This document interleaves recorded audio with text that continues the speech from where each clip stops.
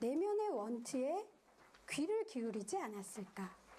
자기가 정말 원하는 것, 자기가 정말 바라는 것, 자기가 정말 하고 싶은 것, 이게 뭔지를 알기 위해서 끊임없이 노력했을 거고, 그거를 발견한 이후에는 그거를 이루기 위해서 김병만 씨처럼, 혹은 김연아 선수처럼 그 꿈을 이루기 위해서 포기하지 않는 노력과 열정을 보였을 거다라는 생각이 들더라고요. 그래서 내면의 원트를 따라서 가는 사람들은 당연히 성취감과 자신감을 얻게 되고 성공하는 삶을 살 수 있게 되는 반면에, 내면의 원트보다는 우리 엄마가 원하는 게 뭐지? 이 사회가 원하는 게 뭐지?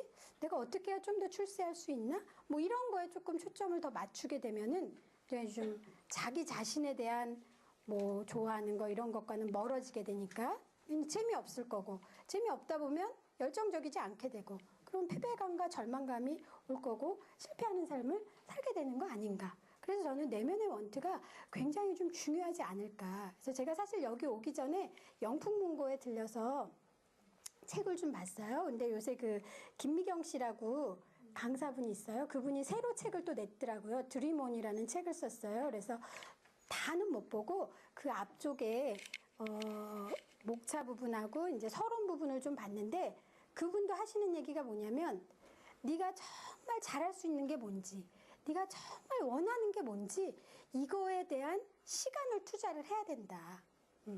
그래서 자기 자신을 알기 위해서 끊임없이 먼저 노력하는 사람이 되어야 꿈을 이룰 수 있을 거다라는 내용이 눈에 확 들어오더라고요. 예. 자, 그러면 이제 내면의 원트 찾기가 왜 중요하냐? 이거는 제가 그냥 제 생각으로 사람들 보니까 성공한 사람들 내면의 원트를 찾아서 이렇게 성공한 것 같아요. 이렇게 이제 얘기하는 게 아니고요. 예, 정확한 근거가 있죠. 일단 인간 중심 이론이라고 상담심리학에 나오는 이론인데, 로저스라는 학자가 말한 이론이에요. 이 로저스는 뭐라고 이야기했냐면, 처음에 실현 경향성에 대해서 이야기했어요. 모든 사람들은, 이 세상에 태어난 모든 사람들은 누구나 할 것 없이 실현 경향성을 타고난다라고 이야기를 했어요. 이거는 뭐냐면은요, 아이들 어렸을 때 보면 자기가 관심 있어 하는 거, 좋아하는 것들이 있거든요. 제 여동생이 쌍둥이를 키우는데 남자 쌍둥이에요. 근데 둘이 달라요. 한 명은 맨날 자동차 갖고 노는 거, 이런 걸 굉장히 좋아하고요. 길 가다가도 자동차 뭐 있으면은 그냥 뭐 눈이 동그래져요. 그리고 막 우는 걔를 달래는 방법은 뭐냐면, 저기 큰 자동차 많이 모아놓은데 데리고 갈게. 그럼 울음을 뚝 그쳐요. 걔는 자동차에 대한 관심이 어마어마하게 많아요. 그래서 마트 같은 데 가도 자동차만 이렇게 관심을 갖고 그러죠. 근데 둘째 아이는 자동차에는 별로 관심이 없고, 걔는 뭐에 관심이 많냐면 책에 관심이 많아요. 예. 그래서 책 읽기를 좋아하고 엄마한테 매일 책 읽어달라고 졸라대고, 그러니까 이제 걔를 위해서는 막 이제 책도 많이 사고 그러더라고요. 그러니까 아이들이 아주 어렸을 때부터도 본인이 좋아하는 거, 싫어하는 거, 재밌어 하는 거, 재미없어 하는 것들이 분명하게 있다는 거예요. 로저스의 이론에 의하면 이거를 이제 실현 경향성이라고 이야기하는 거죠.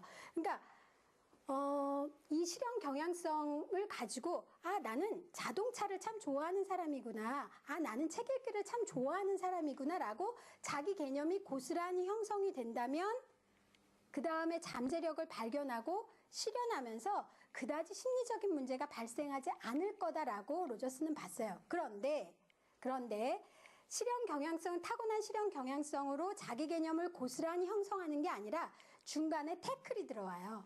예.